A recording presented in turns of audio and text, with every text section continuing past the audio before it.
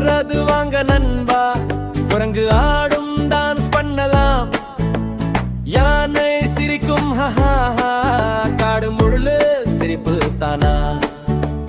ஜம் ஜம் little பன்னி கிலா கிலா, happy Mani சுற்றி சுற்றி ஓடி வா, சிரிச்சு சிரிச்சு விளையாடுவா. முயலோடும் டிங் டிங் டிங், நீயும் சேர்ந்து டான்ஸ் பண்ணி, மாயக்காடு காத்திருக்குது, மறுபடியும் வாங்க விளையாடலாம்.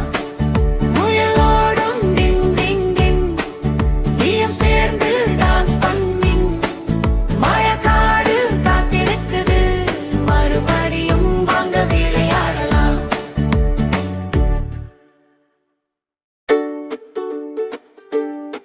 முயலோடும் டிங் டிங் டிங், மாயக்காடு சிங் சிங் சிங், நட்சத்திரம் பின் பின் பின், வாங்க எல்லாம் விளையாடலாம். முயலோடும் டிங் டிங் டிங், மாயக்காடு சிங் சிங் சிங், நட்சத்திரம் பின் பின் பின், வாங்க எல்லாம் விளையாடலாம். முயல் சொல்றது வாங்க நண்பா, குரங்கு ஆடும் டான்ஸ் பண்ணலாம், யானை சிரிக்கும் ஹஹாஹா, காடு முழுலு சிரிப்பு தானா. ஜம் ஜம் லிட்டில் பன்னி கிலா கிலா, ஹாப்பி மாணி சுற்றி சுற்றி ஓடி வா, சிரிச்சு சிரிச்சு விளையாடுவா.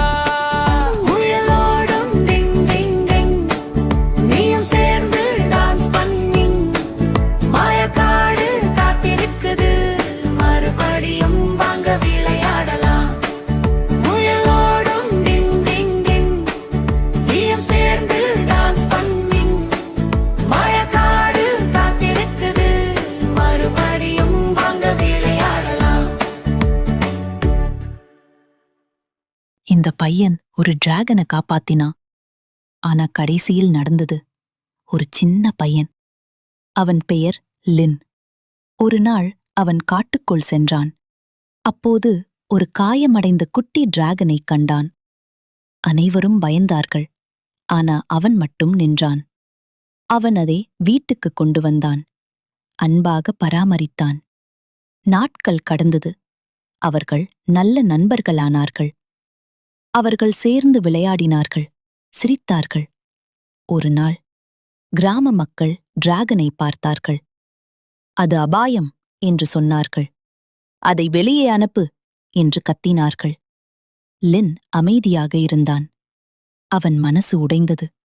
ஆனா அவன் ஒரு முடிவு எடுத்தான். அவன் டிராகனை காட்டுக்குள் அனுப்பினான். டிராகன் திரும்பி பார்த்தது. லின் கண்ணீர் விட்டான்.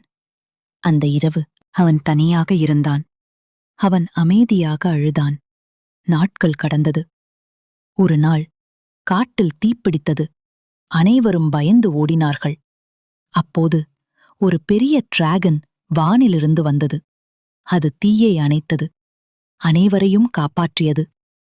அது வேற யாருமில்லை, அந்த குட்டி டிராகன் தான். லின் சிரித்தான். அவன் கண்ணில் கண்ணீர். நீ என்ன காப்பாத்தினாய்? இப்போ நான் உன்னை காப்பாத்துகிறேன். உண்மையான நண்பர்கள் ஒருபோதும் நம்மை மறக்க மாட்டார்கள்.